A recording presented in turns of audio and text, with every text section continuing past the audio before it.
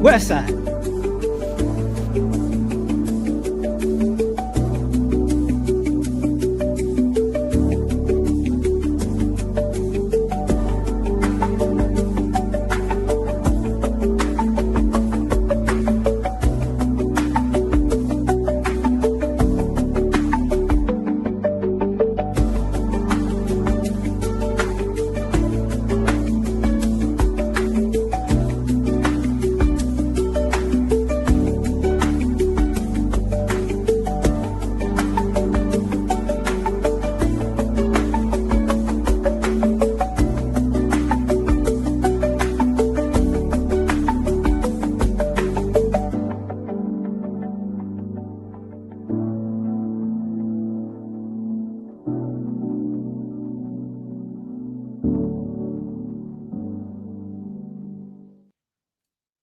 What's cracking, people? It's your baby mama's favorite cousin T-Tar, and I'm here with none other than L.A.R Movement. Salute to you. We appreciate you stopping by.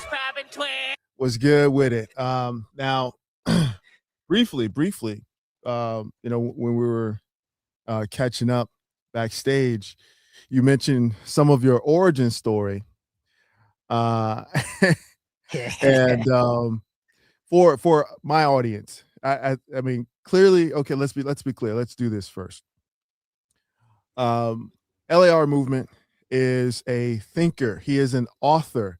Obviously, he's gonna briefly summarize his work, lessons from a non-custodial father. But I think that he is a wonderful contributor to this collective sphere that we find ourselves in, and I think that he has a wealth of knowledge, information, some deep insights coming from his own experiences and from the circles that he draws information, wisdom, and their experience from as well. L.A.R Movement, why don't you go ahead and introduce yourself or reintroduce yourself and let us know really what was the motivation behind your book and sort of your philosophy. Okay. First thing, thanks for having me. Absolutely. L.A.R, because people would ask, L.A.R is actually a group name. Me and my homeboy would make music together. Oh, okay. So the group, so I was doing he did the beats, I did the lyrics. So L.A.R actually stands for Lorraine's Audubon Revival, which means, if people don't know, Lorraine's is where Martin Luther King got killed. Audubon is where Malcolm got killed. And it's just a revival of actual, let's just say, Black first thinking in some ways. Yes, indeed. So it started with that. Then, getting on the internet and hearing people talk about the social commentary, and I was like, that became, I was like, let me get a hobby, because the lessons from a non-custodial father thing actually spawned out of that hobby of making YouTube videos in the beginning, because I needed something to occupy my time because of all the drama with the family court system. Okay. So that's how that became a thing. And then, went through that system, lost, but had custody, lost, went through like a 10-year stretch without custody, got custody again. And then my son went back to his mom. And then he's like, now he's like, I probably shouldn't have did that. Your son, how old is your son? He's gonna be 20 in a few months. Oh, okay. There you go. So he's old enough to understand. Yeah, now he is. Okay, good. So the lessons came from the book, Lessons from a Non-Custodial Father, came from the things I went through going through that process. And along the way, I got a couple of my homeboys custody, because I said, this is what I did wrong, this is what you should do. Yeah. So like literally at the time, 2 of my homeboys got custody of their sons. So I was like, okay, let me put this in a form of a book. Right. And I was like, I kept it as short as I could though. And I realized, because people don't sometimes men don't understand it's a lot that goes with it, not just Yes. financially, but mentally, but the unfairness. And I was like, that was the hobby part because I had to tell people like, hey, you got to do something that gets your mind off of this because I seen guys getting into a depression. Right. Guys started, I saw guys started drinking a lot, smoking, partying, womanizing, because just to get their heads off of all of the drama. And I was Mhm. like, if you don't get some type of hobby to get it out your system, the ramifications of whatever you choose to go through this depression might put you in a bad spot. Because Right. and I hate to say this, I had a homeboy who died. Mm. Um, it was like she was keeping him from his daughter. Mhm. He took drugs, Mhm. OD, Wow. and I was like, nah, man, I can't. Like a lot of stuff happened along the way, and it's like, yeah, man, we need to have some serious conversations from time to time about Right. what it does to fathers. Right. Absolutely. I'll say that I'm a father of one that I know about. Uh, but and I've been married twice, so I've gone through That the whole process 2 times, all the way through divorce. And fortunately, my ex, we've been cordial, and she's been um, very cooperative with custody and the ability to see and spend time with and celebrate those moments. Uh, Birthdays, graduations, track meets. Like you said, just having the ability to be present and to show up as a father is not only important for the child's development, but also for our development. And I agree. There's not enough information. There's not enough documentation. There's not enough uh, relatable stories from men who have gone through the various stages of fatherhood.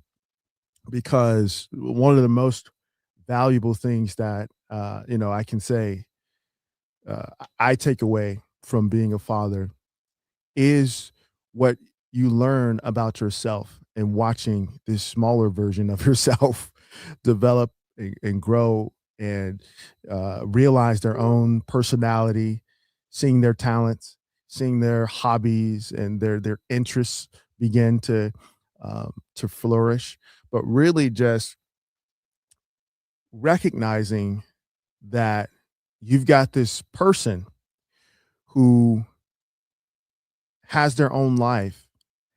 And as a parent, not just a father, but as a parent, what the blessing is for this person to allow you into their lives. Because I think one of the most important um, sort of gifts that anybody can have, as a friendship, in someone who's in a relationship, but in particular as a parent, is the ability to have open communication with your child. When your child isn't hesitant to come to you with a question, with a concern, when your child looks to you for decision making, looks to you, you know, that's for your wisdom, that's priceless. Go ahead. no that's a I had this conversation actually with my son and a friend of mine, and I was like, listen, um, sometimes, and I hate to say it this way, Mm, the old quote, power corrupts, but absolute power corrupts absolutely. mhm, And sometimes when you go through the other side of that, where it's like a power struggle, mhm. people don't understand. You really sabotage the kid, Right. and now they'll have questions, or and people don't. I think we don't talk about this part enough, but sometimes the kids grow up and they'll realize I was out of pocket, but now I don't know how to fix it either. Right. And then it becomes like you're cool, but you're kind of parenting from arm's length because, and it's not really a you thing, it's a them thing because it becomes like I don't know how to say I don't know how to apologize for this now because I didn't Mm, realize I was doing, and it's like that becomes a whole nother aspect. yes, And absolutely. and sometimes the person who quote unquote abuses that power, they won't fix it because they don't know how. Correct. And so kid, like it ruins, it don't just ruin the relationship between father and child, it ruins a child's future because now they Right. don't really have a, and I've seen this a lot where kids don't really have a direction, and it's like, but they won't listen because they think they grown, and then they have to realize, oh, I don't make good decisions. Hopefully And they it's like, realize. yeah, sometimes like they realize it after they make a bad decision. Like they don't realize it before they do it. And you be like, yeah, I could have told you that was stupid, but you didn't want to hear it. You know, Yeah, no. Absolutely. Briefly, everybody, welcome in. Thanks for tuning into this particular conversation. I'm delighted to have as a guest L.A.R Movement in the building. Make sure that you like, subscribe. Uh, um, Definitely, if you're not already subbed, I know you probably are. If you're listening to this particular conversation, you are subbed to L.A.R Movement. Uh, L.A.R in a moment is going to explain how to get to the link that allows you to purchase his book, Lessons from a Non-Custodial Father. But Ella, you were making a really good point in terms of the downstream effects of abandonment. And it's not necessarily abandonment on the part of the non-custodial parent, but the denial of access from the custodial parent and how that impacts not only their relationship or their development, but the future relationships and developmental potential of the child. I remember during the process of separation with my first wife, my daughter's mother, I made sure to always, anytime I saw them, because look, we're gonna get to this in a second. But I was raised on the low end in Chicago. All right, I don't know about you West Side folk. I'm kidding. I'm kidding. Listen, I graduated from high school on the West Side, but I was raised in an era and in a household, fortunately, where we told each other that we said I love you. Mother to child, dad to child, brother to sister, brother to it wasn't a there wasn't friction between that form of communication. And so my ex, she was not necessarily raised in a household like that. So she didn't have the linguistic sort of interface to even say I love you outside of, like an intimate space, but just saying it as a form of endearment, a term of endearment.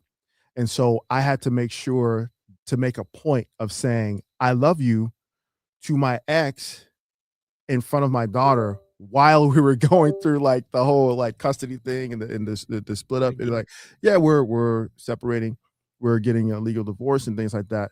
But hey, I still love you and I still love us, right?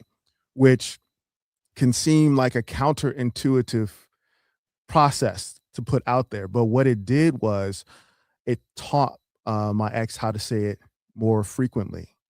Mm, And it also engendered that sort of comfortability around that communication in my daughter. And so it's easier for her to say that, not only to us, but to other people, when it comes up, when it's an appropriate sort of point of compliment in a relationship. So um, that's why I know that your book is a necessary resource in terms of the logistics of navigating the system, also the viewpoint of the man in this entire system that we exist in, because it is an industrial complex, as I'm sure you break down in Yeah, your book.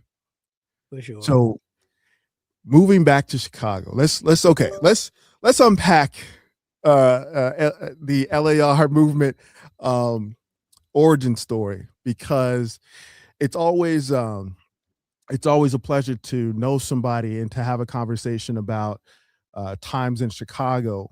But you were mentioning that this is not your point of origin necessarily, but No, even though it could be one of the most highlightable points in your life. But you speak on it. Go ahead. I was born in New Orleans, Mhm. so uh, Ninth Ward family, upper and lower. So anybody who knows New Orleans, I'm from the nine. Y'all know the rest of the story, the slogan. But um, I can speed it up by saying um, I graduated high school at 17. So I Mm, spent 8 years in New Orleans, 8 years on the West Side, and a year in the DMV.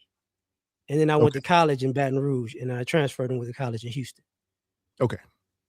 So I've been in Houston ever since. So um, I can't complain. I had a great childhood. Born in '79. New Hmm. Orleans was fire. It was always what's up.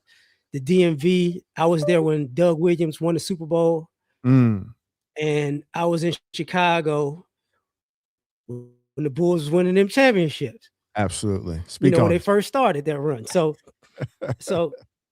yeah, I think I had a great childhood. Like Hmm. um, and this is what I tell people, I tell people, um, I think it's a good thing to expose your children to different environments Hmm. because it's easier to adjust as an adult. Right. You know, sometimes they go, it's hard to make friends, and you don't necessarily have to move place to place because a lot of that moving wasn't, what do you call that? It wasn't in an order. Like I was here for a few years, I was there for a few years, I was there for a year, I was there. Like, like I didn't stop moving until like the fifth grade. Okay. That's when I stopped moving. So from the fifth grade, from fifth grade to graduating high school, I was on the west side. But prior to Hmm. that, I was everywhere else. And I Okay. was even in Chicago another year because I was there in the second grade. Okay. So I think the moving is good for kids, but that's my origin. All right. So we were in Chicago at the same time. Okay, so I graduated high school in '98. From the on the west side, those who are familiar with Marshall High School on the west side, they go Commandos. You mentioned that you were a Proviso East kid, right? Um, Pirate all day. Pirate all uh, day. listen, so this is a time before, well, cell phones were starting to take off, but really just the connectivity of the internet, the broader internet scape Yeah. before social media. So, from your perspective, what was it like growing up on the west side slash I gotta do it to you, man, slash suburban space in Chicago? We'll just say the greater Chicagoland area developmentally as a young man, because I got hella stories that I can tell, and so many different experiences. But what we like to do is, bring all of those experiences together as a part of uh, how those I get it. experiences impacted and helped to develop and shape who we are today. So let's take it back. Let's just say, okay, what was homecoming like, right? Did you said you played sports, right? Football, wrestling, track, baseball. Okay. All right. I did Well, okay, so I did basketball. I was at Elk Grove Village High School for 1 year. 'Cause my mom was a travel nurse, so I did basketball, a little football. I did baseball when I was here in Chicago, and a little track. So Mhm. yeah. So athletics was definitely a part of my development. But go ahead.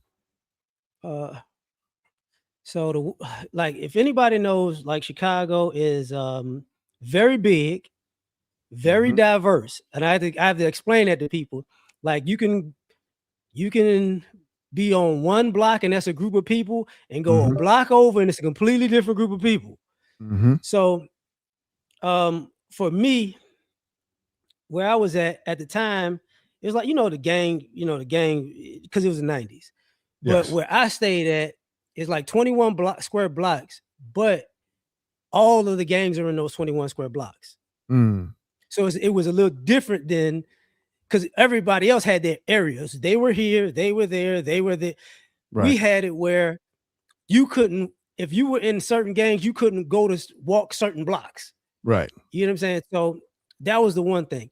And I bring that up because what I learned the most was we grew up with friends with everybody.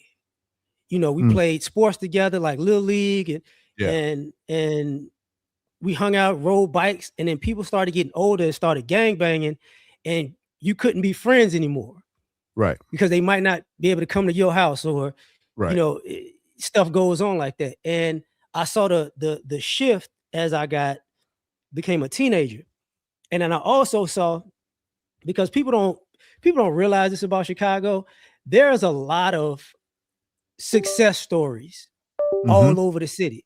So you could see somebody who you like, man, they doing good. And the next thing you know, they didn't, couple years later, you like, your boy didn't went from here to that. And it's like, yeah. So we got the chance to see like people Yeah. who were who came from where we came from, but became super successful. And quick nugget, Mhm.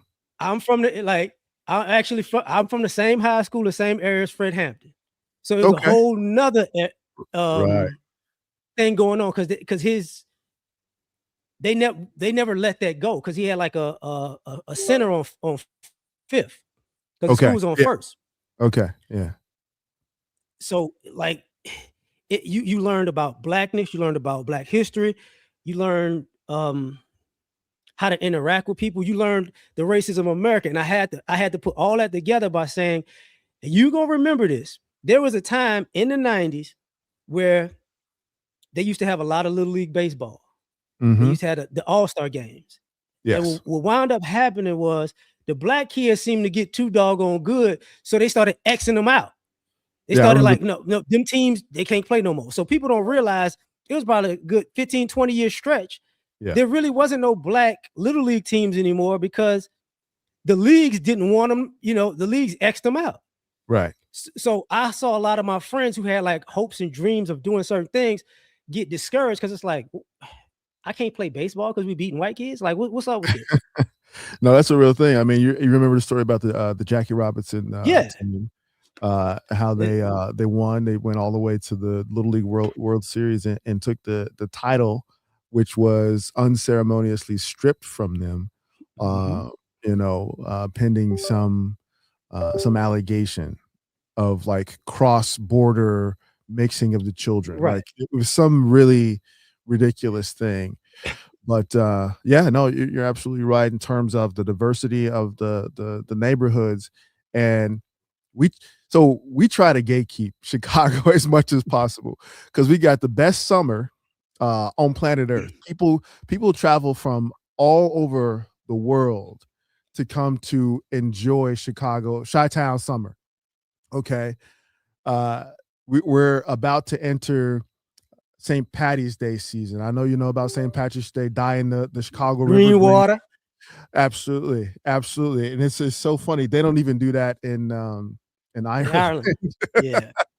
That's a very unique aspect of Chicago. But I mean, I know you remember Taylor Street, right?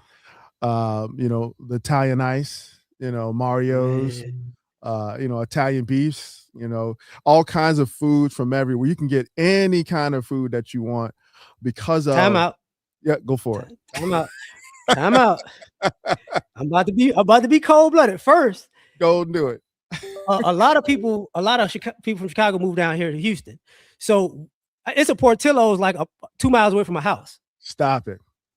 You know what I'm saying? So they slowly bringing it. They got pizza joints, pizza puffs, which Oh, boy, they have you had a Pavari Thai is here. fiesta?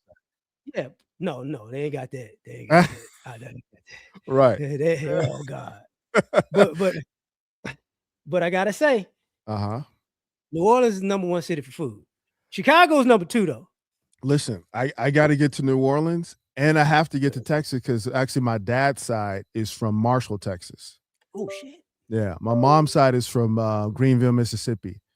I Uh, know Greenville, and Greenwood. Look, I got family everywhere. yeah, yeah, and Everywhere. my ex my ex-wife's family is from Shibuya, Mississippi. Don't worry about it. Nobody else has ever heard of it.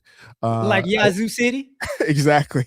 I went there once. We went there once for a family vacation, and I can honestly say I ain't never going back to no Shibuya, Mississippi. But that's another conversation for another day.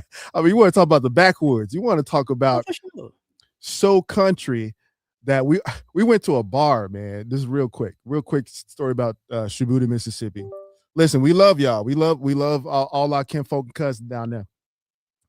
But we went to the club, you know, Hole in the wall. a literal juke joint, okay, a shack, and look at the bar, and it's nothing but Canadian Mist and bumpy face gin. It's crazy, crazy.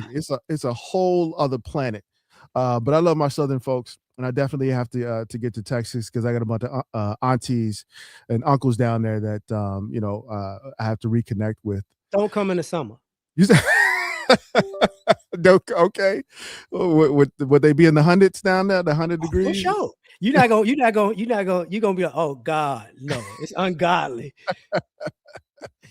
No, but getting back to the developmental aspect, because my channel is primarily about that thing that we call game, right? Mhm. And we we got to stump back on New Orleans. Y'all may have the food, right? I love a good gumbo. I like to think that I make a great gumbo from scratch, from the No, root all the no, way up. no. However, ain't nobody got nothing on a Chi-Town player in terms of learning that thing we call game, spitting that ism. Who you gonna compare? Who you gonna compare to a Chi-Town player? I mean, let's be honest. Okay. I'm gonna say this, and I've told my friends this. Mm-hmm. The Midwest in general is the harshest place in America, Mm. but the smoothest place in America. Mm-hmm. So the only people that, like, when people think about game, Chicago, Detroit, let's just say the Bay, Yeah. you know what I'm saying? St. Louis, Mm-hmm. you might Memphis, kind of Memphis. Mm-hmm. It's predominantly Midwest. Yes. So people don't realize it, but there's a lot of real reasons why Chicago is considered one of the best cities in the world. I agree. And the game comes from, and I laugh, but it's true. A lot of the game to me comes from dancing culture, from the juking all the way Yes. to the step, Yes. because we were always interacting with women. When we were kids, it was young girls. We had the sock hops. We had, Mm-hmm. people had the dance groups back in the day, Oh yeah, all dance the way up to battles. the dance, but all the way up to steppers. Mm-hmm. And one of the best lessons I learned was in Chicago. It was like, hey man, what you fighting over a girl for is more girls. Like, what we doing? Like, what we doing? Listen, listen. I mean, there's so there's so many lessons that the OGs bestow upon the young bucks, as they call them, right?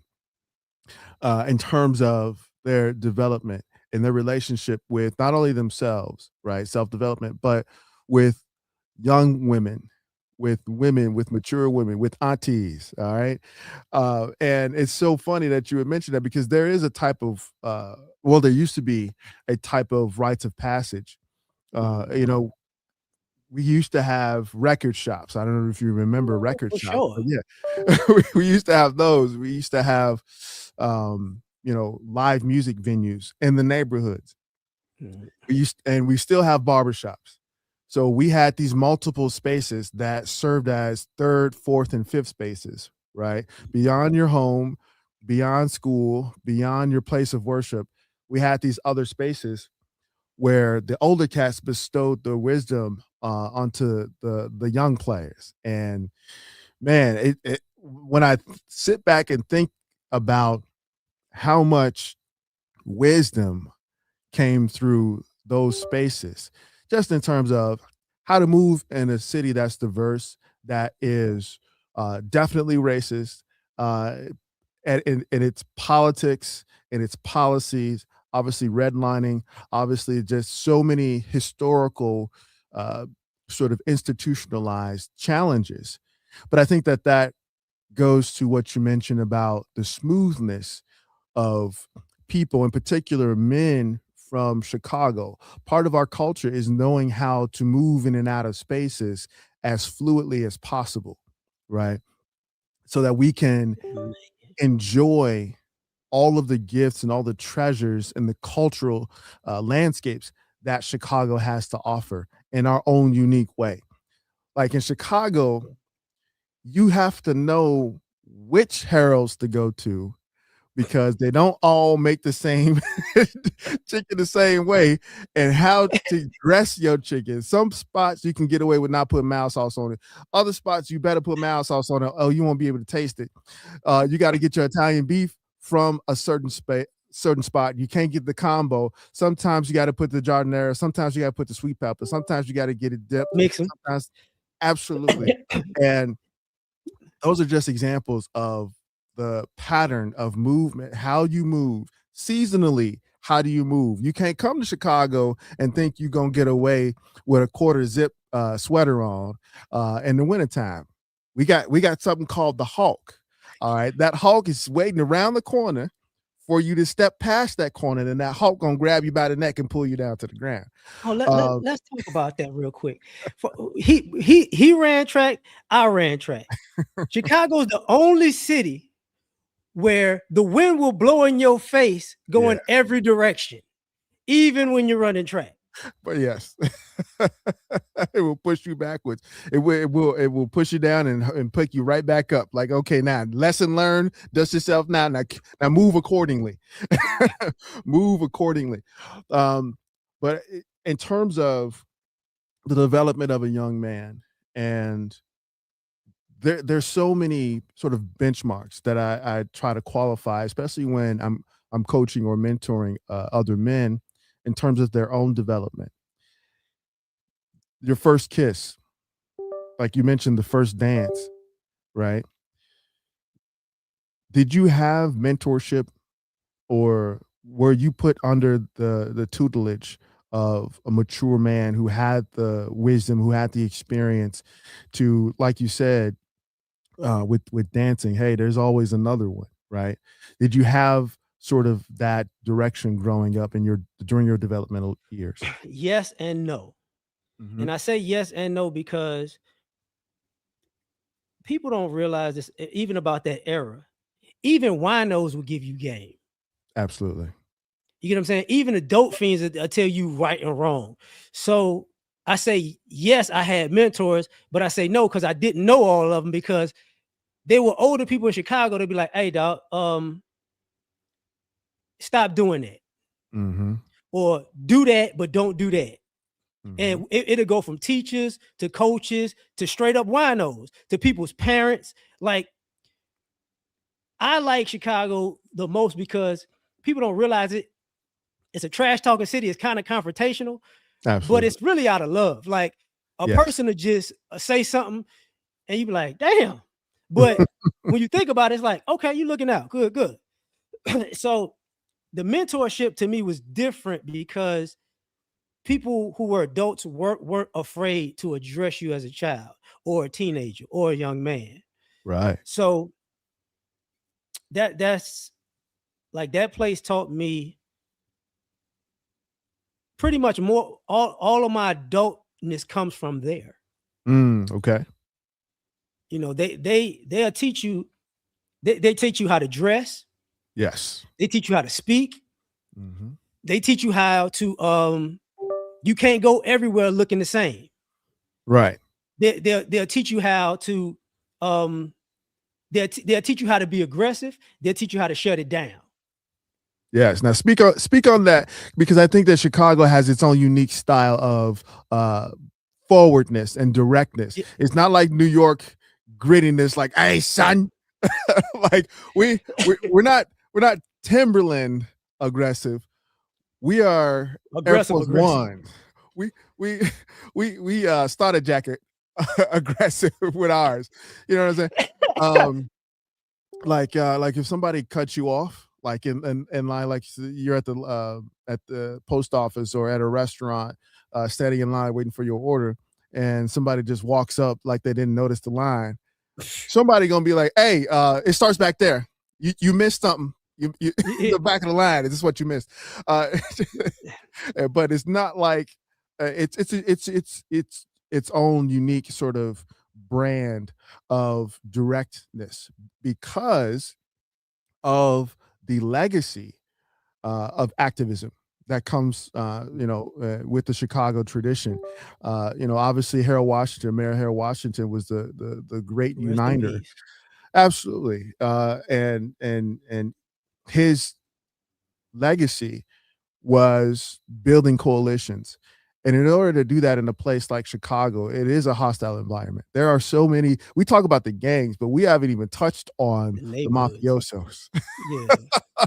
the real gangsters. Okay, look, we gonna speak on everything, but there is representation from all over the planet. Okay, Chinese.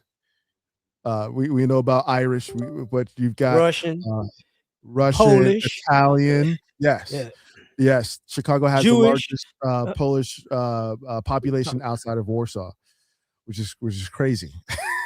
yeah, But yes, in terms of the presence of organizations who unite and form sort of their own, um I want to call it, I don't want to say cabal, but they form their own cliques. They form their own groups in Chicago. Chicago's a big union city, kind of, yeah. so a lot of unions have their stronghold here in Chicago. So I say that to say that this is a place where you have to speak up for yourself. You have to um, understand that in order to get a seat at the table, you have to take it. It's not necessarily that something that's going to be given to you. And once you secure a seat at the table, Got to maintain it. you maintain it by developing a pipeline for others to come behind you. You see, and that's one of the most valuable lessons that I think growing up and becoming an adult, I learned, and I take away from the Chicago experience. So when we talk about philosophy, right, we have an understanding of your literary work and lessons from a non-custodial father. What would you say is your philosophy on life, love, and leadership, starting with life? Take it seriously. You only live once. Mm-hmm. Okay. Um, when I was in second grade, I was in, what the hell was I? I think I was in Bellwood at the time. I had an accident. I wound up getting my throat cut. Had an out of Mm. body experience and whatnot, Oh, wow. and got to the hospital, got my throat stitched up. But from that point, I was like, okay, you gotta take life serious because it's not promised. Mm-hmm. So that's my life thing. Like, because people don't realize, for one, how short life is, Right. but for two, you. And I hate to say this, but it's true. Mm. Because we don't interact as much with people, people don't see the difference between an old person that died without regret and an old person that died with regret. Right. And that's why I say you got to take life serious. When it comes to love, the philosophy is basically, um, give as much as you can. You might not get back everything, but give as much as you can, because if you got a lot in you, you got a lot to give. Right. And if you're around the right people, it's all right to give them love. Mm-hmm. And it's going to be some people you get burned by people, but a lot of times if you put out a lot of love and somebody burns you, that's a bridge they burn. They gonna want to come back. You ain't gonna worry about it. Correct. When it comes to leadership, you got to lead by example. Mm-hmm. You can't lead without doing it. Mm-hmm. You know what I'm saying? That's my thing about like leadership. It's like, I don't trust a leader who can't do what he's talking about. Right. That don't fly, because a leader who knows how to do it, who's been tested, Mm-hmm. will not lead you into destruction. Okay. So that's why. Understandable. Now, how does that apply to relationships, in your opinion, or in your observation?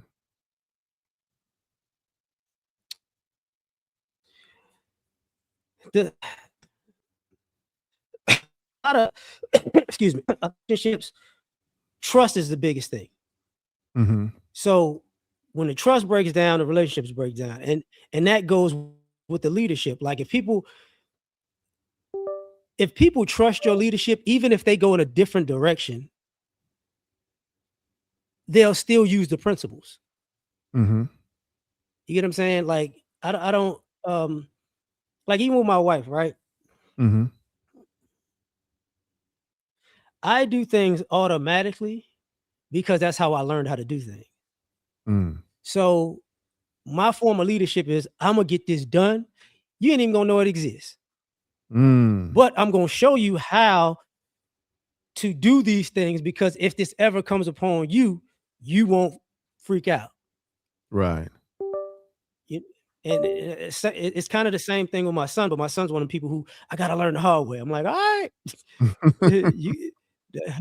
you don't need to, but all right. Right.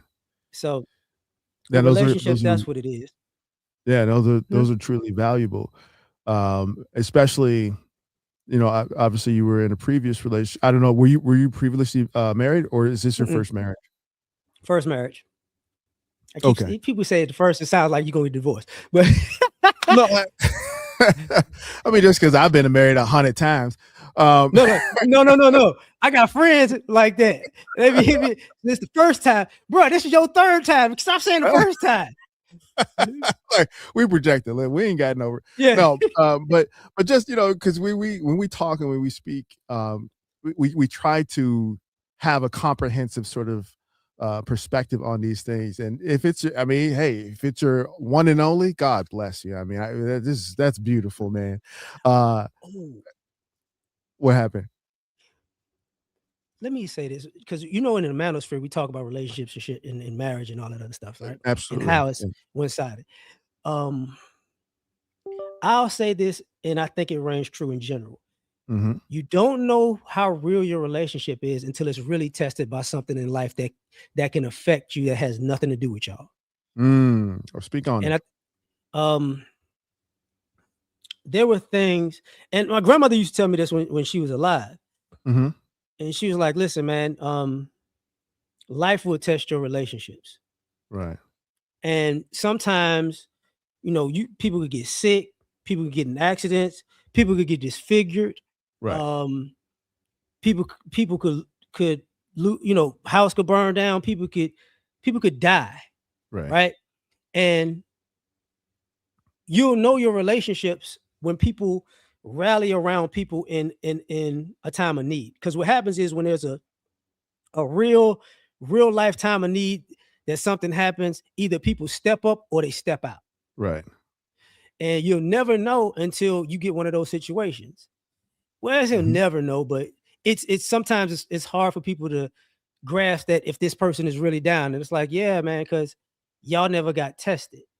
Right. Show and prove. And sometimes, yeah. Sometimes people don't realize relationships aren't all good. And it's, you got to take the good with the bad. And sometimes the good is not on y'all, and sometimes the bad is not on y'all, but you got to take both. Right.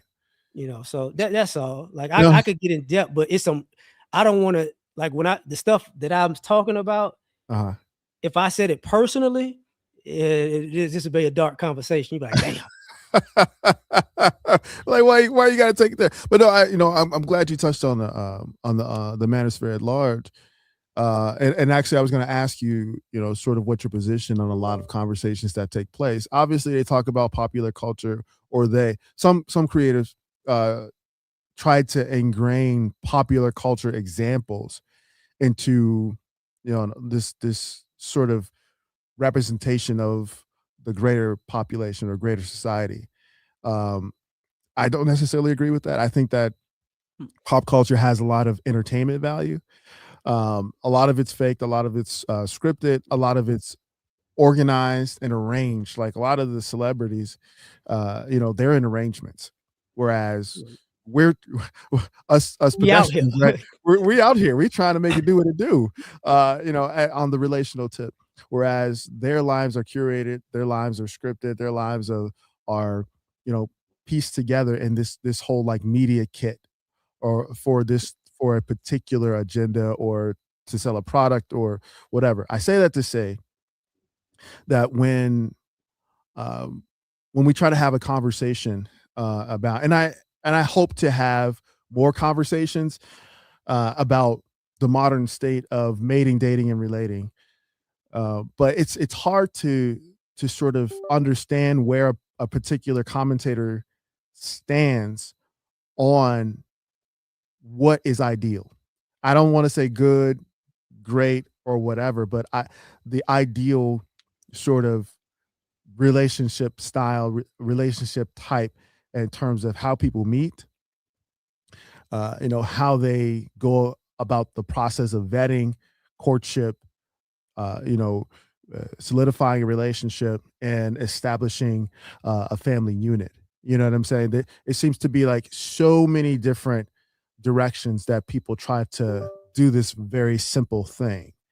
And I think that there needs to be a more honest dialogue Yeah. about people's histories, like cultural, for example. Like if you're trying to have a conversation about lifestyle, about values, about principles, and you don't include background, ethnicity, cultural legacy, uh, you know, uh, the social landscape from which people come from, and their values, there's just going to be this noise. And I don't see enough creators having that background conversation. Okay, where are these people from? What do they take from their culture and try to put into this quote unquote melting pot uh, uh, experiment called America, and try to uh, you know um, make sense of it? You know what I'm saying? Yeah. What are your thoughts on that? Ooh. When it comes to the relationships, like I'm more black manosphere than broader manosphere, because I think people aren't really living life. They're just regurgitating other people's lives. Mhm. So when it comes to the relationship thing, truth be told, I'm like, I see a lot of people who dishonest because you playing, but you telling people you serious. Right. And I'm like, look, it ain't gonna work. And Mm. like I was talking to a friend of mine about that. It's like, yo, um, we're living in a society where people are afraid to say what they really want, Mhm. even though now they know there's a space for them in what they really want. Right. But you want what you really want, but you want somebody outside of that space to do it. It's like that's not Mm. gonna work. Like Mm. what you talking about, like with the ethnicities and cultures, and getting in depth with people. I've learned two things. We live in an era of a lot of late bloomers, because the stuff that we had to figure out from 12 to 18, people are Yes. starting to figure that out at 25 to 35. It's Right. like, and That's for, crazy. That's yeah, crazy. to me, that's it. I'll be like, y'all, that's why I always say people stupid. I'm like, it don't make, how did you not know this? And it's like, oh, I Mhm. just, like, what were you doing? But I Right. had to realize, like, people aren't, because people are more people are inside as children. They're in their own world. They don't understand other people's world because they're not outside in other people's environments.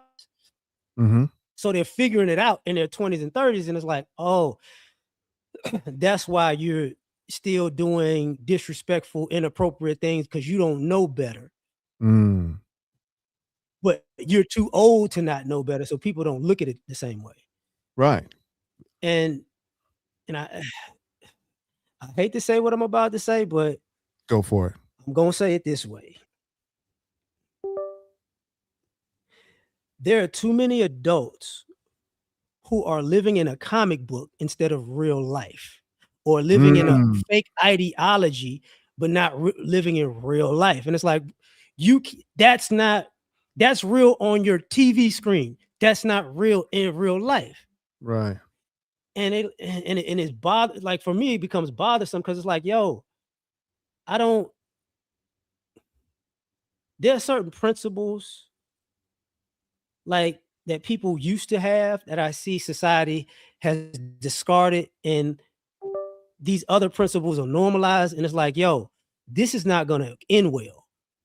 Mm. And I see it, and I'm like, how don't y'all see this? How don't you see that materialism doesn't end well? Right.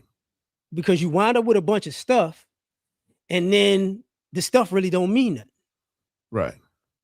So, like, going back to what I first said about people are playing, but they want to be serious. What I mean is, at the end of the day, I see a lot of people experimenting in phases that I thought you grew Mm. out. Like, Okay. like, I'm going this way, huh? Yeah, please speak on that. Break that down a little bit. So people are like, this is my. How can I say this right? Like your college phase, your party phase, Mm-hmm. your some people have a fashion phase, a tattoo phase, or this is how I'm gonna be right now, and then I'm gonna learn something else, and I'm gonna be like this later. And it's like, yo, all of this stuff is stuff you should have figured out as a teenager Mm-hmm. because nobody is trying to deal with this concept of I'm still quite finding myself because I haven't been through enough to know who I am. Mm. Too many seasons. Yeah, it's way too many seasons. And it's like, yo, you and I hate to say it this way, but a lot of these seasons are unearned. Right. It's just like it looks like people are trying to escape adulthood. And I'm gonna go do this. And it's like, bro, that's the stuff you do when you handle all your adult stuff, and then you say, I'm gonna do this. You don't do this first and then leave your adult stuff to the side. Like that's not how this goes. Right. And like we're living in a world where people just aren't cognizant that you're going to get old. Mm. Okay. I And definitely see that. and that to me that's very scary because I'm looking like, yo, y'all don't like um me and my wife were talking about, the whole the millennials, millennial boomers, Gen X thing, right? Uh-huh. And I was saying, I was saying what I've realized currently is I've seen a lot of people take what happened in the past out of context. Mm-hmm. And the people listening to them don't know they're telling you a half truth, but it sounds good. Right. So you got a bunch of people going down the wrong path because they thought they were going the right way, but you never took the time to double check what's been going on. Right. And I say that in a lot of different facets because people were talking about the economy. Uh-huh. The people are getting fired. And I was telling her, I said, people forget about that stretch where you had adults getting jobs and quitting them to get a better job. Right. And it's like, yeah, these companies was going to do something about that. So Yes. now people like AI and people aren't hiring. It's like, yeah, dog, y'all gave them an excuse to go to AI, but you weren't thinking about it because all of you just wanted to climb up a quote unquote ladder, and there's no real ladder. Right. They wanted the reward without the path. And it sabotaged them. Mm. Are you seeing a lot of results of the self-sabotage? Yes. Okay, what are you seeing? I'm seeing far too many people who sabotage their life and expect somebody else to save them. All right, L.A.R, look. I My see where you're bad. going. I see where you look. I see where you're going. You're saying people. Mhm. You No, being no, no. PC right now. Look, that I used to just I would say it's predominantly women, but Uh-huh. I'm seeing dudes do this stuff now. Mm, And I'm like, okay. what are you like, time, bro? You know this. Like when it comes to the guys, I'm like, I be trying to tell, hey, dog, this is gonna end horribly for you, horribly for you. Like, but I I don't think it's a generational thing. I think it's an era thing. Mm, I think what winds up happening is like we have too many people assuming that it's somebody out in the world that's doing phenomenal that's just gonna go, oh, you're a screw up and I like you. It's like, no, no, that's not how it's gonna go. now, so that right there, do you see that on both sides of the aisle? On the men's side as well as the women's side? Or what, It it 60-40, 70-30, what? 65-35. That's what I'm gonna give it. It's because and I hate to say this about the guys, Uh-huh. people don't realize the ramifications of single mothers' bad ideology that they put on their sons. Mm, So you have a lot of young men and grown men who they're kind of conflicted because they're grown men age, but they still have a feminine thought process with certain things. mhm, And it's like, yo, that process is not gonna work for you. And mm, and I say this as a person who's watched it. I even had these conversations with my son because I used to tell him, hey, your mama telling you this, it sounds good, but it don't end the same way for boys than it does for girls. right. And boy, oh boy. Okay. Speak on it. We can cut it out later. Look, I'm gonna private this. Look. So hold up. Take your time. Take your time. All right. Well, this how I'm gonna do it with the women. Mm-hmm. They're overly delusional. They became overly delusional because this concept of everybody's fine, Mm, everybody's great, everybody's a 10, everybody's smart, everybody's an entrepreneur, everybody's a boss. And it's like, but then when you meet them, it's like, oh, you just stupid. Like, this is all rhetoric. This is all real rhetoric without real substance. substance behind it. Right. And I'm not gonna say it's for all of them, but the vast majority of people, vast majority of the ladies now are delusional in that aspect. Mm-hmm. It's like, yeah, it's gonna all work out for me. It's like, no, it's not. No, it ain't. No, it ain't. It's not. You know, and you on social media looking at girls and you think they living good, but you didn't realize it was other girls on social media 5-10 years ago that was at that same position. And if you see them now, they're losers. But Mm-hmm. you're not seeing the pattern. Mm-hmm. And then I see young, grown men, young men, and it's like, bro, there's no nice way to say what I'm about to say. Mm. Yeah, I sound bitter and frustrated. So, I'm old. I'm getting old. I'm getting bitter and frustrated. Uh, I think we need more bitter and frustrated people to tell I the truth. I see young, Oh, I we see have a lot young of bitter. men. Go ahead. I'm sorry.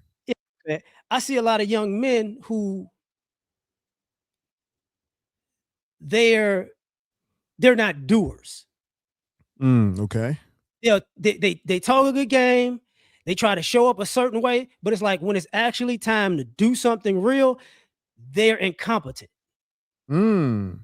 And it goes back kind of to that rites of passage thing because some of these some of these men don't realize they were sabotaged. Like I got a bunch of friends, right, Mm-hmm. of a lot of different backgrounds and all kinds of stuff. Mm-hmm. And uh, I got a cousin. He passed away a few years ago, Okay. and one of his ex girlfriends, me and her are cool. Okay. And we went out to lunch like after he died, and she had a tire that was flattened. And I'm like, let's just go to the gas station and put some air in your tire. Okay. And as I'm doing it, she was like, yo, you don't realize, because I'm like 10 years older than her. Okay. She's like, you don't realize guys my age don't know how to do this. And I was like, what? Wow. Like, this ain't nothing. This is a tire. Like, this is not Basic. basic stuff. And I'm seeing young men, grown men, and they're more on that. When I get in a position, I'm gonna just pay somebody to do it. And it's like, bro, if you become a father and you don't know how to do a lot of things, what are you gonna actually teach your kids how to survive in the world when they don't have people around? Right. There's certain basic things you need to do. And it's like, bro, okay. And I hate to say it, and I'm saying it bitter. That's a bitter, frustrated. I'm bald headed. I'm seeing Hilarious. too many. I knew it was bad when I'm seeing so many young men and grown men worried about their hair in a Really? female kind of way. That's It was in a interesting. female kind of way. And I was like, because a long time ago, I did a video about the bonnets. Okay. And I was looking at the boys in the bonnets, and I was grown men wearing bonnets. And I'm like, the hair thing is I'm starting to see a more feminine guy. Huh. And they don't realize it's going to be detrimental to them as they get older. Right. And that's what bothers me. It's like, hey, bro, you could, and I hate to, like, there's simple things in life, like, and I hate, bro, I'm about, I'm Listen, listen to me. trying, I'm Listen to me. trying. LAR, it's okay. This is a safe space. You can lean into the bitterness. Go ahead and lean into the bitterness, because here's the thing. Here's my position on this. Because I'm at a gym, and I see. Well, I go to multiple locations or whatever, and I see a variety of people, variety of ages. But take this with a grain of salt, because it takes a certain type of person to consistently go to the gym. Okay. Mm-hmm. So that's a baseline. And I talk to these people. I talk to the younger guys. I listen to the older guys speak, and it depends. I think it's a class thing, in terms of, because I'm around a lot of working class people, right? And in Chicago, and I think with a lot of cities and larger municipalities, one of the biggest things that you can do is get a job with the city, right?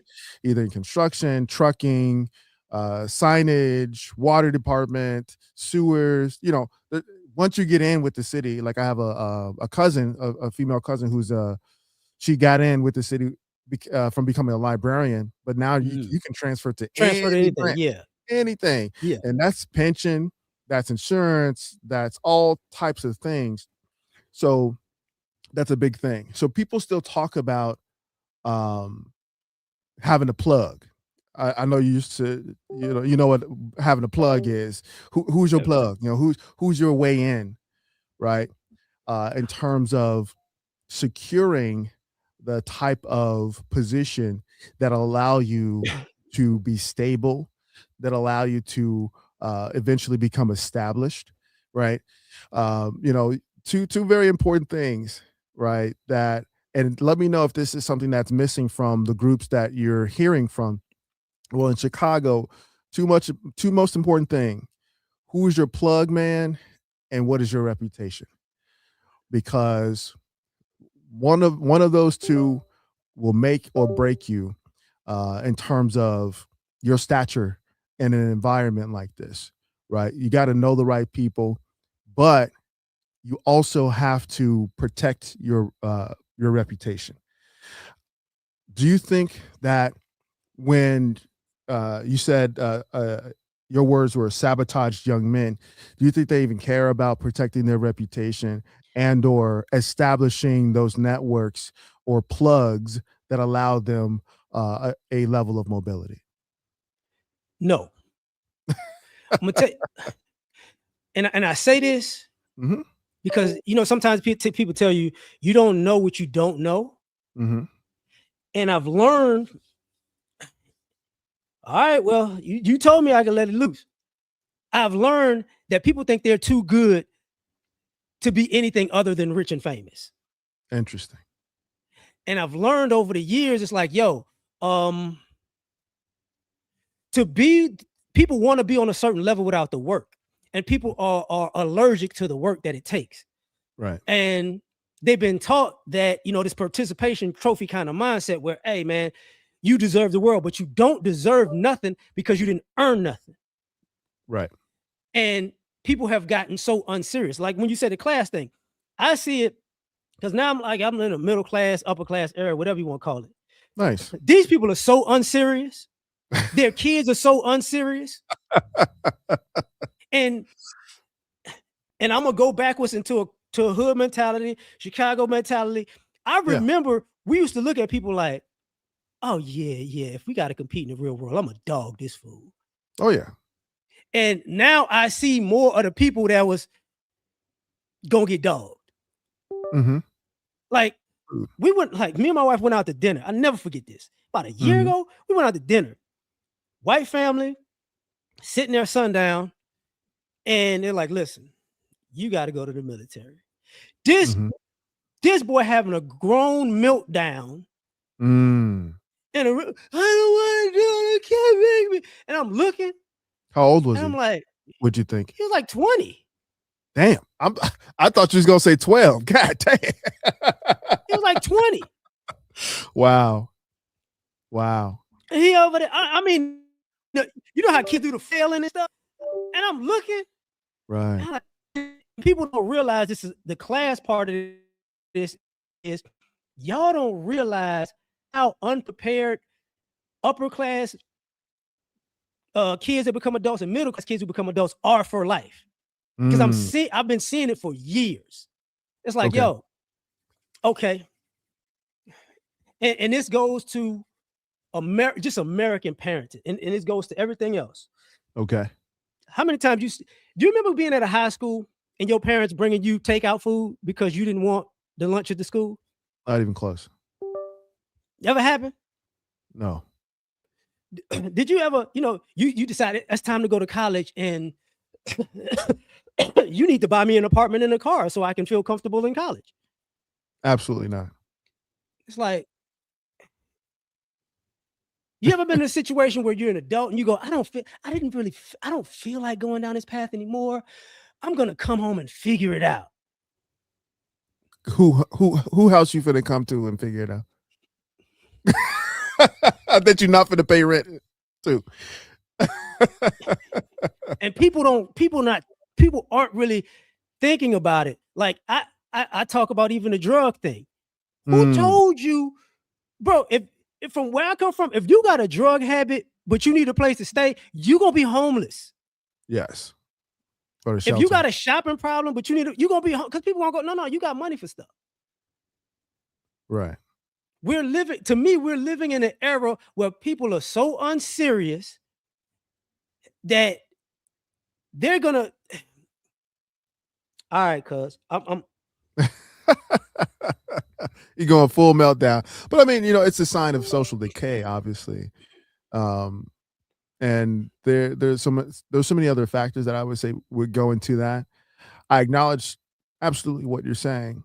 And I would raise you. I'll see what you're saying and I'll raise you with the overall sort of geopolitical landscape. Now, we don't have to make this one of those discussions about, top down social mores and how, certain files being released impacts, people at the ground level or what they think they can get away with in life. But there's this understanding that I agree that there has been a loss of rites of passage. When we spoke about the developmental parts of growing up in the Chicago and in New Orleans and in Houston inner city, and there were certain things that you just had to learn in order to be successful in how you navigate and just how you move around in certain environments, and those benchmarks being lessons that you take with you when you meet new people, when you apply for certain positions, when you make decisions, right? Make leadership decisions. You have to be able to look back on, okay, I can change a flat tire, or I can, apply for a position. I can, you know, uh, write a Word document, right? As an author, you know the pain. I know the pain of going through the process of putting together a work, the thought process, the planning, the formatting, worrying about or looking at the cadence in which your message is being brought across with. Just the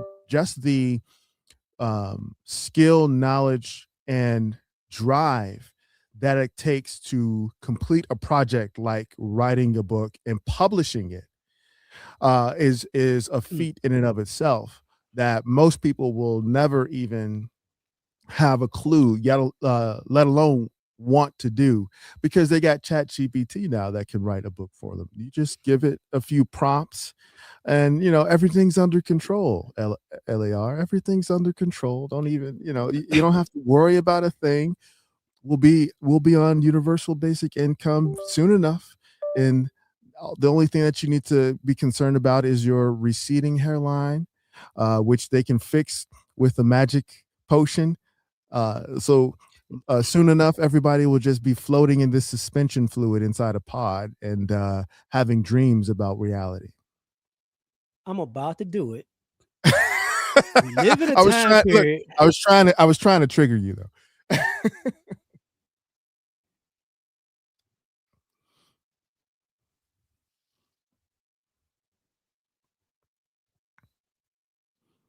Cool. Can I cuss? Can I cuss? It's So, the I ain't gonna afternoon. cuss. This time period, but athletic people, my bad, out of shape, unathletic people like to talk about sports. Did you hear me? Yes. Uh-oh. Can you see me now? Yeah, I got you. You hear what I'm saying? Can you hear me? Yeah, I can hear you. So I just want to, because it froze for a second. Okay. I've seen guys who never lifted a weight, did a push-up, did a squat, talk about sports. Why would I listen to you? And they disrespectful with it. We live in an era where ugly, mean chicks talk about relationships. Don't nobody like you. And you know this. we living in a time period, as you said, top down, where everybody in Washington, D.C. got an IQ of -13. And it's like, oh, okay. And I say this for all the young men and women out here, y'all don't realize what's happening in this country. They gonna dump it on y'all, and they parented y'all so bad they didn't prepare you for it. And that's what upsets me about what I'm looking at in life. It's like, so basically you took all the food out the cupboard and you ain't teach your child how to cook or farm. Right. Or hunt. And it's like, this what we doing. This what we doing. And because I'm not just upset at the people I'm seeing, I'm upset at their parents. Because I'm like, you raised your kid this way in hopes that somebody else's kid was gonna take care of them. Right. This ain't That's a wild thought. This is not like when you say you go to the gym. I had to take.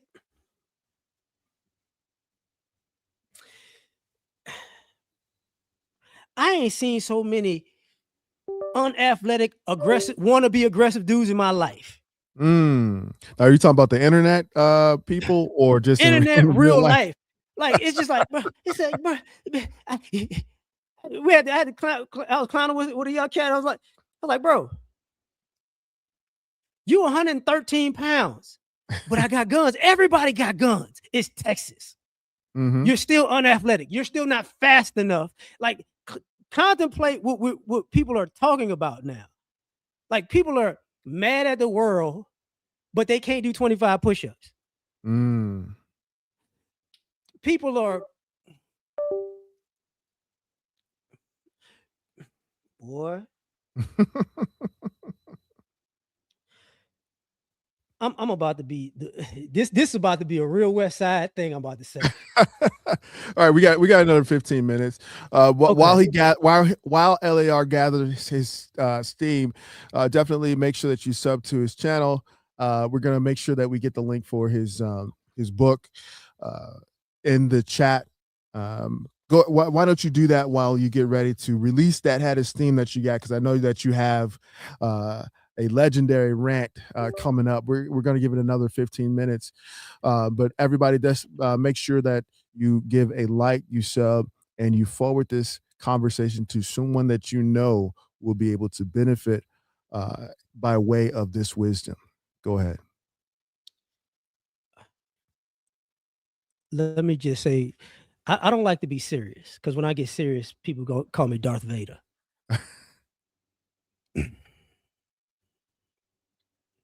So I'm gonna tell y'all what's going on right now. Okay, first of all, the book thing.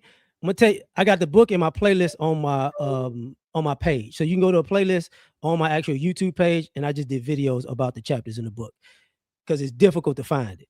Okay. Now, so let me do it this way. I keep saying this. The United States is $38 trillion in debt. It's going to be 60, 70, whatever, 100 in about, 8 to 10 years, right?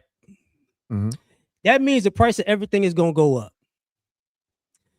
And that also means your parents haven't prepared you for what's about to happen. And I say this because I was born in 79. I'm quote unquote Gen X, right? But it's not that. I lived in the 80s and 90s where stuff was hard. Mm-hmm. I know what it's like to be in a house with no heat, no AC, no hot water in the wintertime. Right. You get what I'm saying? I know what it's like to get baking soda and use that as your toothpaste and your deodorant. I know what it's like to crumble up a newspaper and use that as the toilet paper. Mm-hmm. You know, I know what it's like to eat stuff for 5, 6, 7 days straight because you ain't got nothing. Right. Y'all don't realize these people in society set up the country so they could live good and you could die. And y'all out here partying and having a good old time, and you're not looking at what's about to happen because you're having fun. And by the time you stop having fun, your ass might be broke for a lifetime. Yeah. And people go, oh man, we're in a generation where the baby boomers gonna die and they're gonna leave people money. No, they're broke too. Have y'all ever thought that, hey dog, their insurance goes up, their cost of living go up, they keep going to the hospital, they getting drained left and right. Mm-hmm. So what you seeing out here is people going, hey, you know what? I'm gonna find a millionaire, he gonna put me on for life. No, you're gonna die wishing somebody put you on. That's what's gonna happen. You young men, y'all out here, hey man, we gonna kick it, we gonna meet these chicks. No. Because they gonna start getting desperate and start putting babies on y'all. Right. And you can see it coming a mile away. But y'all like, no, it's not like that. Not me. All right. Y'all got drug problems, dog. Y'all taking them damn pills and y'all don't realize people setting y'all up. Mm-hmm. I come from a time period where girls used to drug dudes because they had good jobs to have sex with them. Mm-hmm. And then when he wake up, oh yeah, I'm pregnant. They didn't. Now he got to take a DNA test to make sure it's his baby. Because that's what they do. Some of you guys, y'all been running. I don't know why this era of people want to run to the streets. Ain't no money in the streets. Get a damn job. Mm-hmm. Get a job. Y'all out here. And crime ain't like it used to be. Let me say that. Because even in Chicago, crime is way down. Yeah, it's down everywhere. Yeah, I remember the most violent times in my life. Oh, like, it was crazy. Mm-hmm. Y'all gotta, I would hope y'all live. I would hope y'all live a better life than we ever could. But y'all gotta understand, y'all sabotaging yourself. Some of y'all parents sabotaging y'all. I'm seeing grown young people who got on their feet. Now they got to take care of their parents. Mm-hmm. And they just working jobs.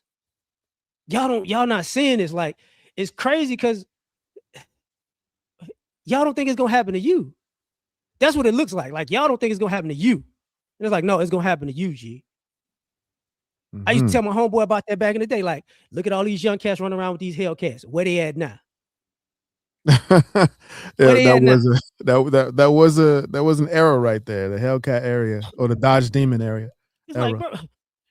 bro, how you know that's messed up? Cause most of them cats was living with their parents, paying $1,000, you know, Oh, no, yeah.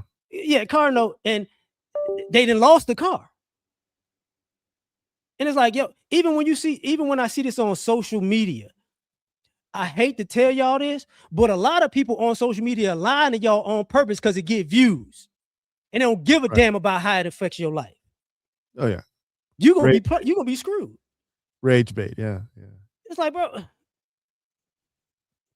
I like I'm gonna always be in the manosphere, the black manosphere. Mhm. From time to time, I'm gonna always talk about the relationship dynamics and how life going. But I'm kind of pivoting because for you millennials, you zillennials, you alphas, y'all don't know that people played y'all because they got to compete with y'all. Mm. And y'all just like, oh, okay. Y'all don't get it. People decide people y'all don't have good teachers like we had. Y'all don't have good schools like we had. Y'all don't have enough adults who actually loved y'all enough to say, "Hey, don't do that shit." People have been letting y'all do whatever y'all want, not because for one because they didn't care about you enough to actually discipline you right. Mhm.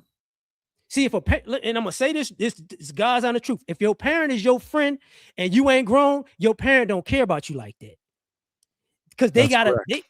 they gotta put something on you. Go, hey, the world don't care about you like that. So now y'all think the world is your friend. These people ain't your friend. First thing I learned when I went to college, first lesson. Oh, how about you get a credit card? What? Why would I get a credit card? It's your money at 18% interest. Yikes. It's like, yo, and people like, yeah, I'm gonna get a credit card. It's my money. I said, hey, dog. If it was your money, it'd be out of your bank account. You finna be broke. I've seen people have to go to the casino and gamble while they're in college to try to make money to pay their damn bills. Mm. How that like y'all and now y'all they got y'all online with this online gambling and y'all don't realize they setting y'all up. Oh, that's an epidemic. No, that's a whole other conversation in and of itself. The online gambling, the cell phone gambling. Yeah. I mean, I've never even tried it. I like.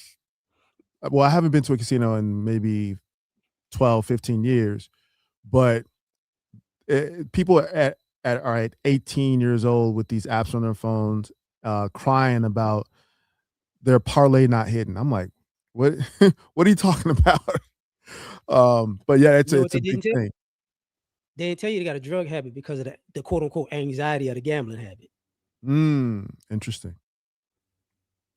Like y'all don't know these like life is not set up right now for people to be successful and it's set up for you to pacify yourself until you wake up one day under a pile of BS. Mhm. And y'all not like I want y'all young people to have anger and hatred towards older people right now. And to the point where you go, okay, you're not looking out for me. Yeah, that's the truth. We not. We're not looking out for y'all. And some of y'all, and I hate to say this, and I say this in this era, some of y'all are the most spoiled children that became adults that life has ever seen. Which is interesting because you would imagine that parents were strivers so that they can build something that can be passed down to the children to make their lives that much easier. Would you say that that's factored into the negative outcomes that we're seeing? Yeah, I think these kids' lives have been, and when I say kids, I mean people who were probably in their 30s and 40s now also. I think people's lives have been so easy that they're unreliable. Mm. And they're going to be a detriment to themselves because they're unreliable to themselves. So what do So you it's like think a solution? I mean, obviously a multi-tier, multi-layer problem requires a multi-tier, multi-layer solution. But what is one solution that you think can impact this sort of spiral in the short term?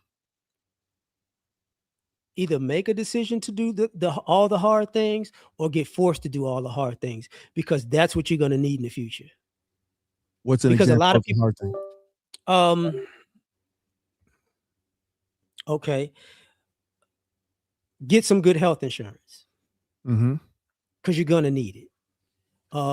Scale back fun and get a hobby that becomes a skill. Mm-hmm. You like the hard things are, and I hate to say it this way, um,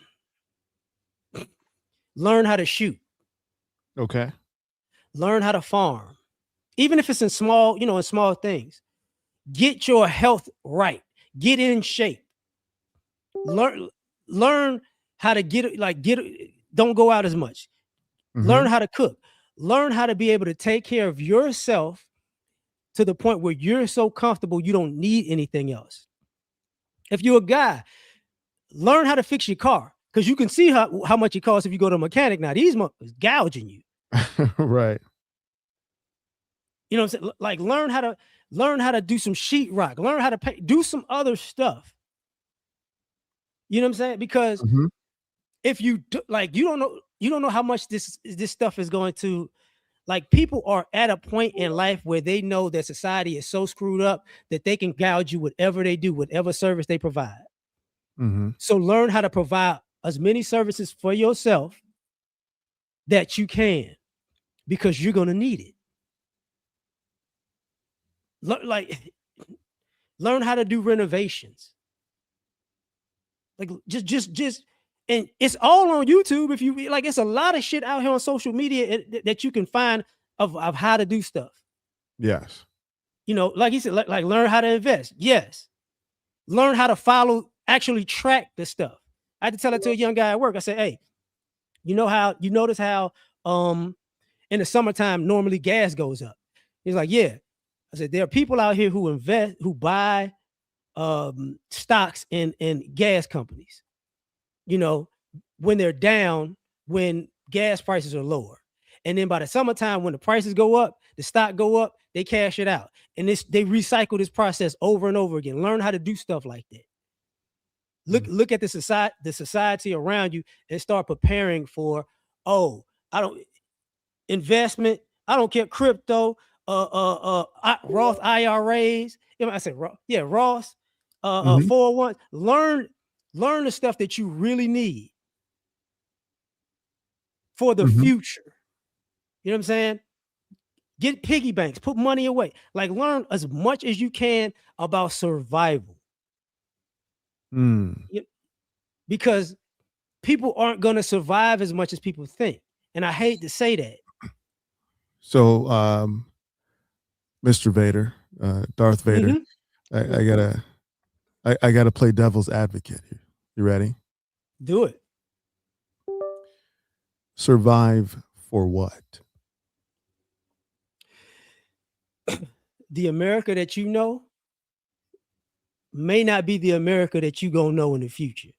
I'm not talking zombie land, but understand the vast majority of America is gonna be in poverty. This is where we're at. Like, this is where we're going. The country's super broke. And don't know how to fix it. It should know how to fix it, but they're all idiots. They're gonna pass everything, all the cost of everything, down to you, who's the consumer. So understand, like, this America that you grew up in, where everything was, you could just sit in the house and play video games and be on the phone. No.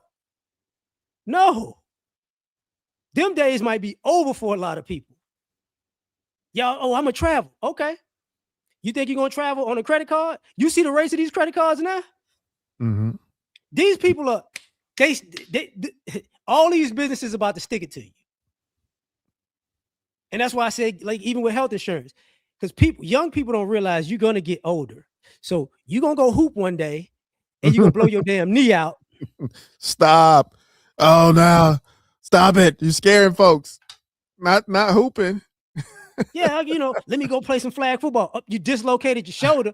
Oh, you don't realize how much that costs, do you? Yeah. So here's why I asked you that. Because I mean, it's sound advice, good health insurance, scale back on fun. I mean, we could always unpack what that means. Learning how to shoot, learning how to farm, taking care of your health, learning how to cook, how to maintain um, your lifestyle. I would say maintain, car maintenance, home maintenance, basic things. Acquiring trade skills, investments for the future, but you ultimately said survival. And the reason why I asked you the follow up of learning how to survive for what? This is why I say that. Of course, at the gym, we got some fine things, okay, I know. I and go to the gym too. and I'm always just somehow in the conversation with them. I don't know how it happens, but on multiple occasions, there's this one PhD student who we were having a conversation about, you know, different books, Baldwin, Harlem Renaissance and things like that.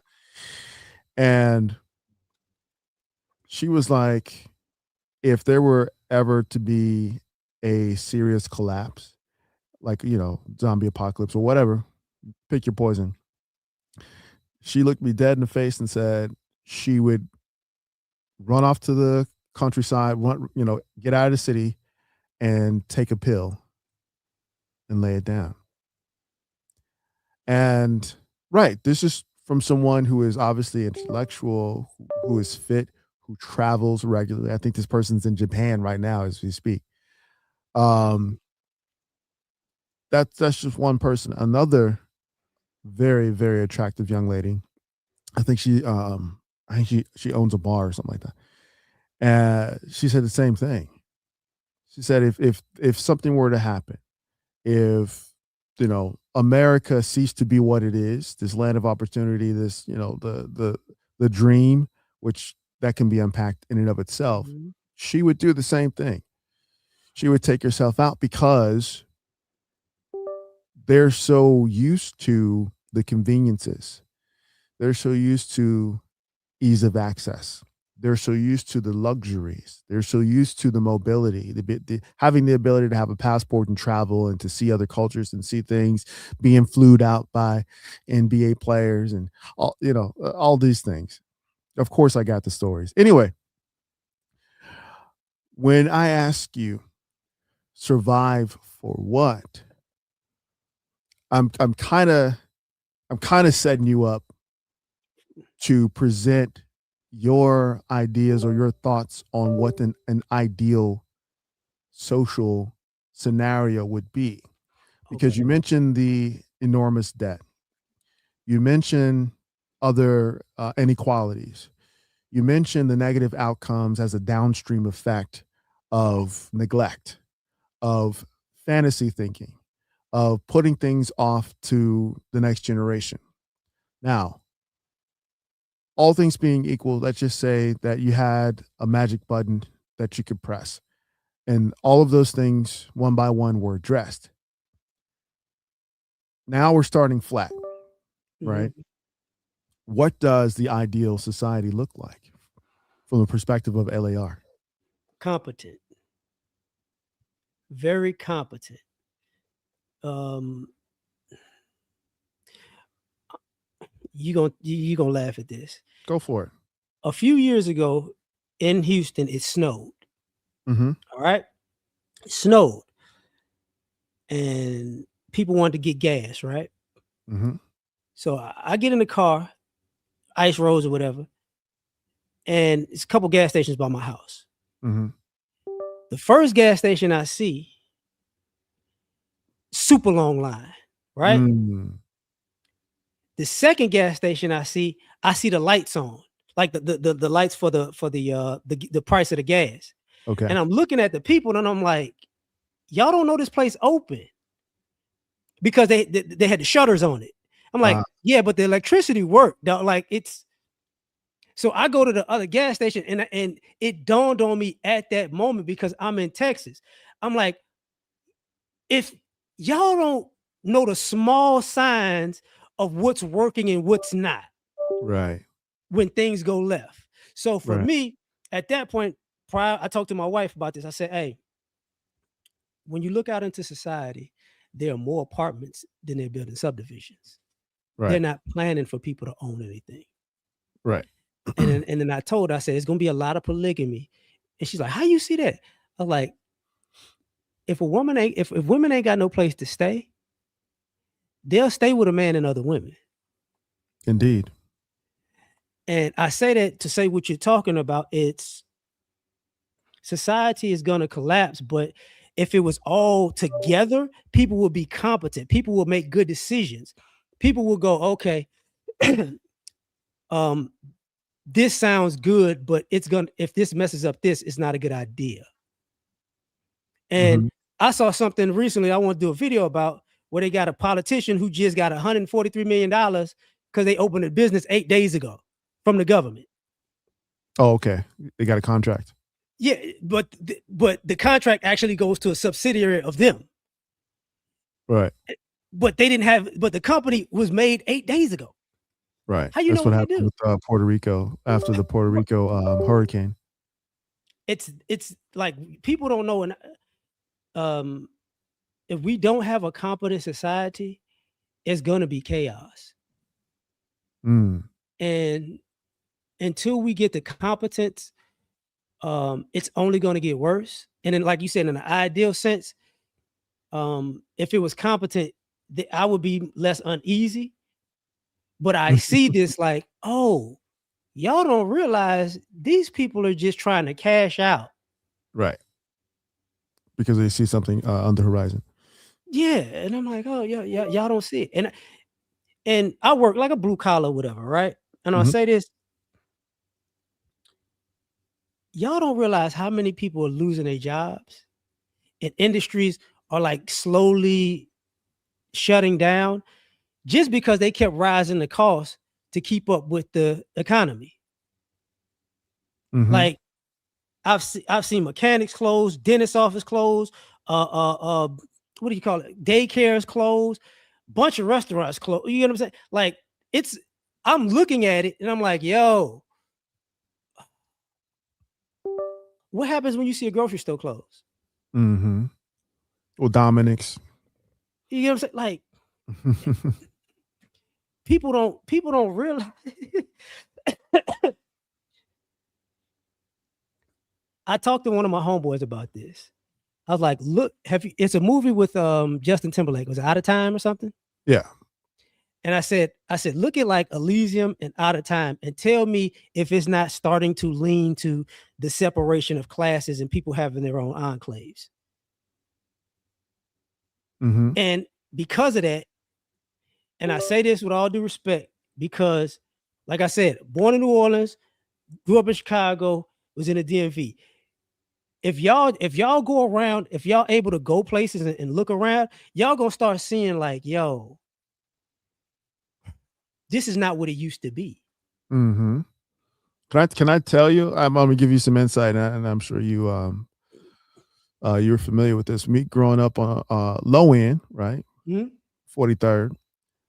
I remember a time when, because most people, well, in Chicago, um, were the result of the migration. Like I said, my Mhm. mom's side is from Greenville, Mississippi. My dad's side is from Marshall, Texas. So they met at King High School. Cool. And when I was growing up, everybody in the neighborhood had a garden in the backyard. So we had gardens. I know you remember Moo and Oink. Okay. Mhm. So that's how you Baby, got your, baby, baby back for you. I'm that's sorry. it. So we had our vegetables all squared away, and people used to can, meaning they would harvest. There was an overflow of vegetables because everybody had a garden. So the older ladies would can those extra vegetables and fruits and have them Mhm. stored in the basement for the wintertime. You would get your meat pack from Moo and Oink, and those who are from the South Side, you remember One Stop. One Stop is still there, but there used to be One Stop was right on the lake, right on the lakefront, and on the side of One Stop used to be a fence that led to the lake itself. So there was a hole in that fence that our uncles and the older men used to go through and fish in the lake. You got buffalo, you got catfish, you got carp. There's so many different species of fish that you could grab. So the men would fish, bring them back, throw them in the bathtub. The women would scale the fish, they would fillet the fish. We would have Friday fish fries. We would have rent parties. We would have card parties. We would have kickbacks, cookouts, and all of these things. We had a society. We had our own society within the city. Okay.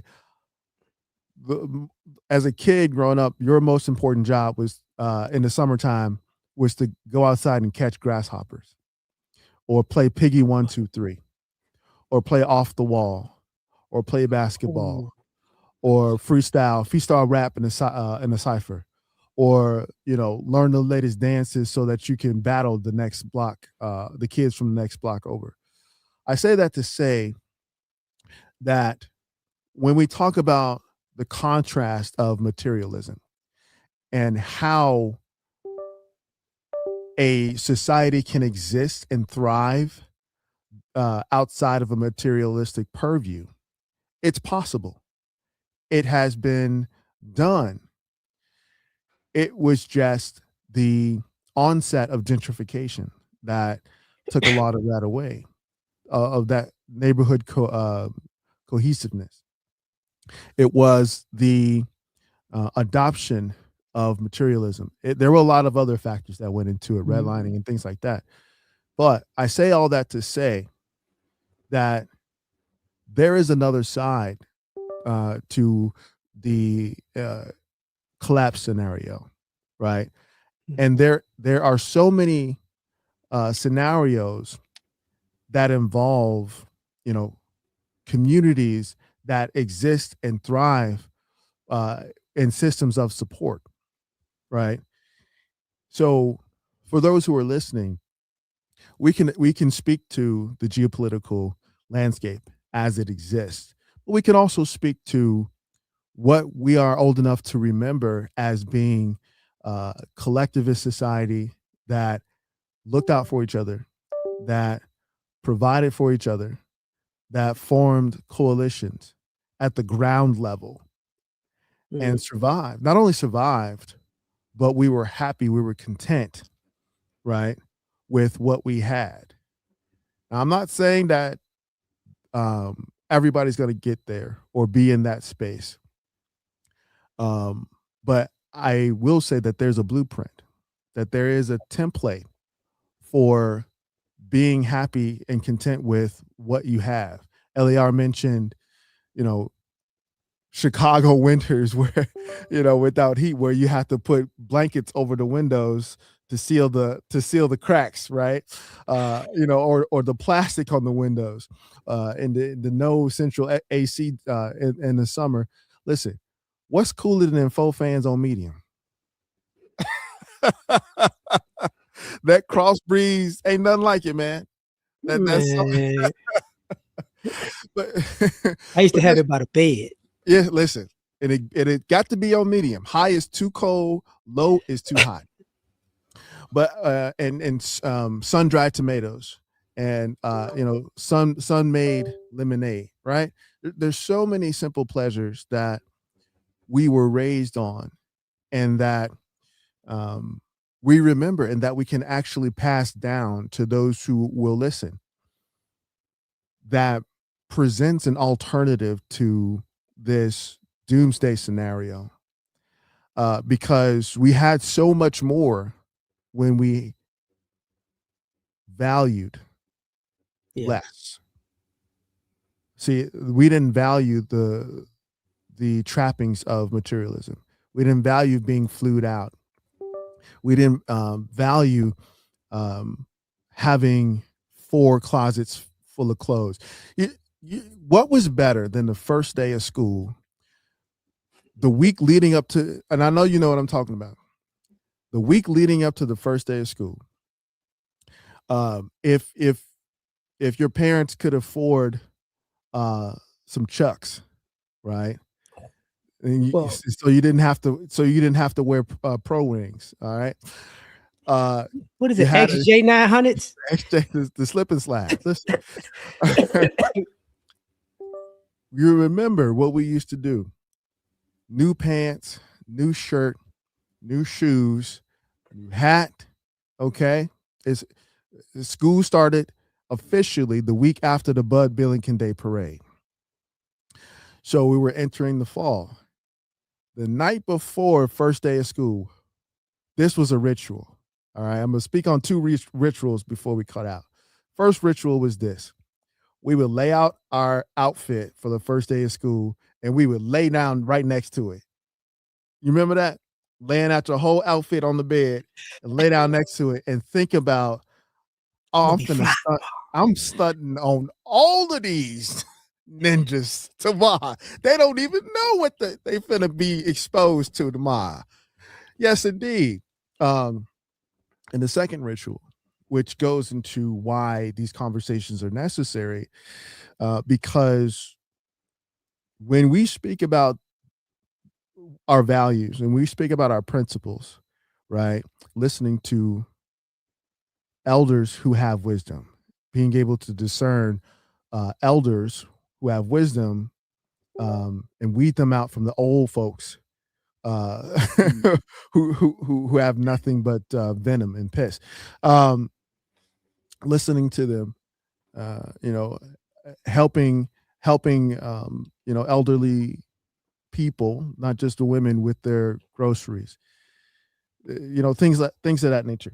One of the more sacred rituals, and I know you're gonna know this one, was the adults or the older people who were in the household that fostered the children.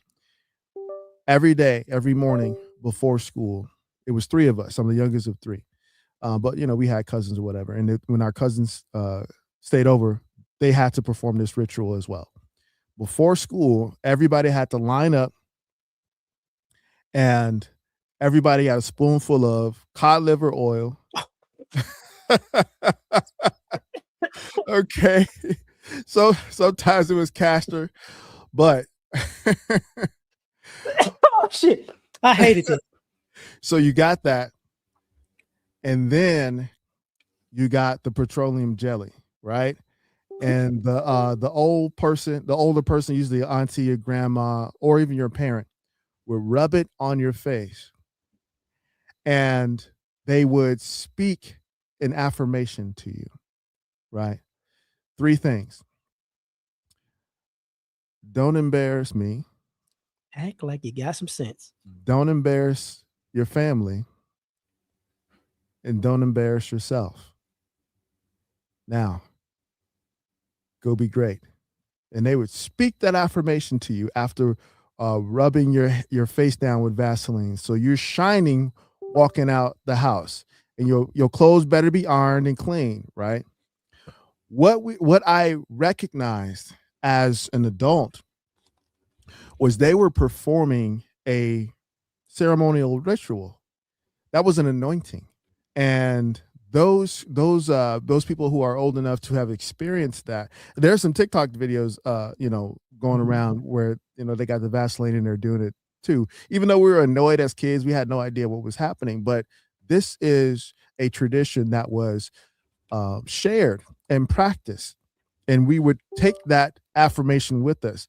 Don't embarrass your parents, don't embarrass your family, don't embarrass yourself. Now we were still cut up, okay? We were still getting to whatever, but we still had these values that were spoken to us and passed down to us, that we eventually performed with our own children.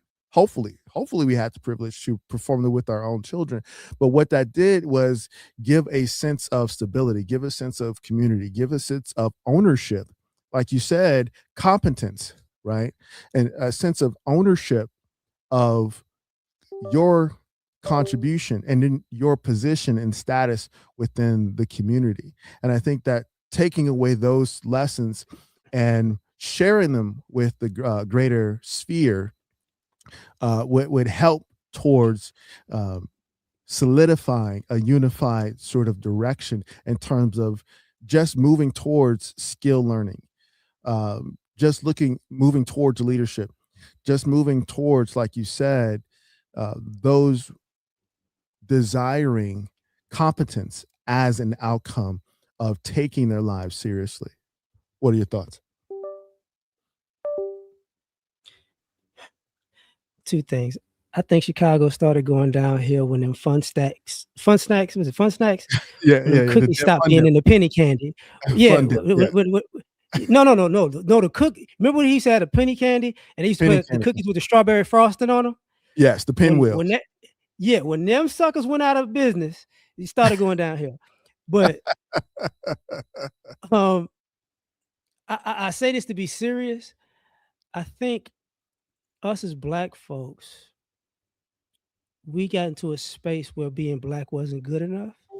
Mm, interesting. And a lot of the things that you're talking about, people stopped doing Mhm, because it was like it became, you need it became beneath a lot of people. mhm. So a lot of the community and no, and speaking life into the kids, that that kind of stopped because people just wanted to kind of move on up. Mm, And what it is it made a lot of people so unprepared for life that people aren't really doing it. And that's an American thing, I can say, because I've seen I've seen Hispanic people who, we're American now. Now you don't even speak Spanish and you done forgot all of your heritage, kind of. You get what I'm saying? mhm. I've seen Asians do the same thing.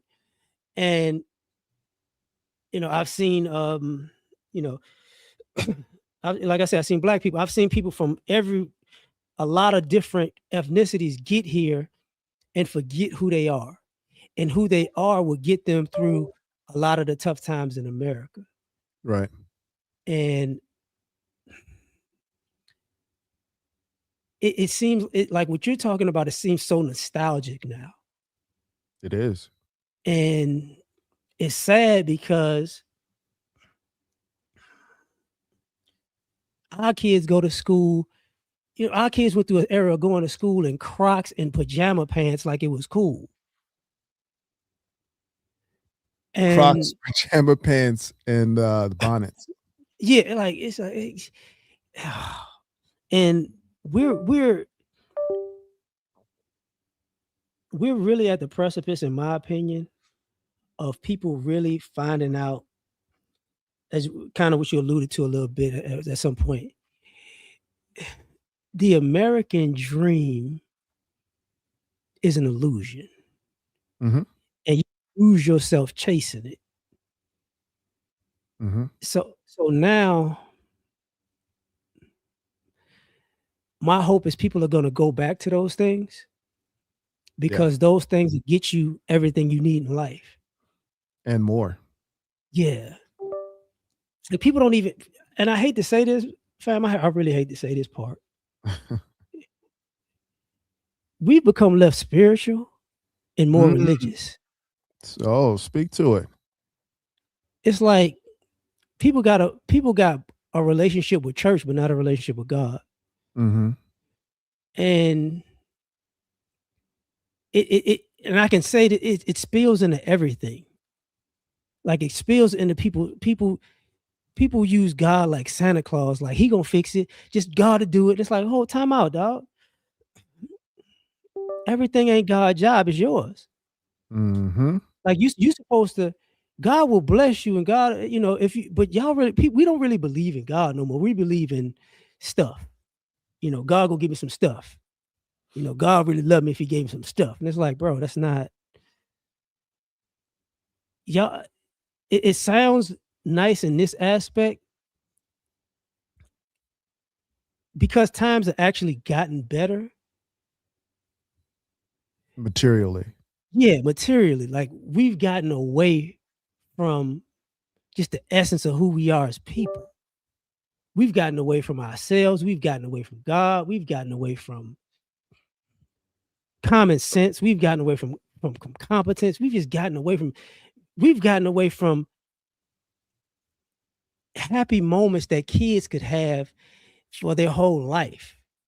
We've become, and you know what you know this all too well. Mm-hmm. I knew it was a problem when I saw all of those proms. Oh my God. Before you get started, okay, we got about 5 more minutes, but please I got speak you. on that. Did your son go on prom? No, actually, he ruined it for himself. Oh, okay. He wanted to But do what he wanted to do, and then he like, yeah, yeah, you did mess it uh, up. But so just to set up what you're about to say, I went on 3 proms in high school. Did you go to prom? yeah, yeah. Okay, so I I went to two of my school. I went to one at Evanston. I dated the captain of the Evanston girls basketball team. Anyway, my daughter had her prom. They live in the suburbs. 50 miles out of the city. Okay, it was it was crazy. It was a beautiful thing. We did the send off, and she had a Bentley. Okay. Mm-mm. Too much. It was crazy. So I kind of understand where you're finna go, but please take us there. Let's go. I say it in this way. What it looks like to me is parents investing in events like that because they're not fully going to invest in the kid's future. Mm, That's what it looks like to me. Because um I've seen so many young adults who, when it came to stuff, their family looked out for them. When it came to stuff that could make their life better, their family just left them hanging. mhm. And I attribute it back to that prom thing because I'm like, yo, they can show you pictures of all these moments, but it's a silly way to say this, but you grown and you don't know how to tie your shoes really. Right. They But you can't got recreate pictures. those moments. Right. Yeah, like yeah, right. They can't like, yo, they don't have a skill. Like girls don't know how to do hair no more. That used to be a thing. Mhm. You know what I mean? Guys, I remember guys in high school and college, they learned how to cut hair to make extra money. Right. Like people used to have a real hustle about them, and your family enabled you to have a hustle about yourself. Right. And now what it looks like is we're making it rain on kids because this the last time I'm gonna ever do something for you type of situation. Mm. And I see so many young adults, in my opinion, they're coming to grips with being betrayed. Yes.